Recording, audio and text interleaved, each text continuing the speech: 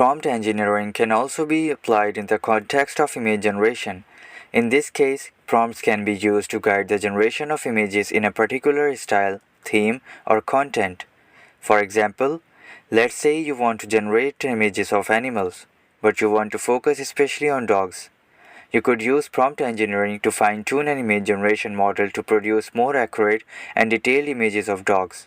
First, you would design prompts that are tailored to the specific task of generating dog images. These might include prompts like generate a realistic image of a Labrador, generate a cartoon-style image of Dalmatian, or generate black and white sketch of poodle.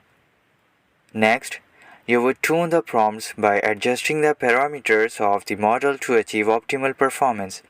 For example, you might increase the resolution of the generated images, adjust the level of details in the images, or change the color scheme to better match the desired style. Finally, you would format the prompts to guide the model towards generating more accurate and relevant images.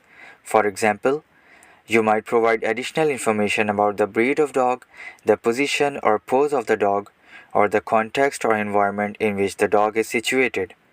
By applying prompt engineering techniques like these, you can generate more realistic and accurate images of dogs and achieve better performance in your image generation task.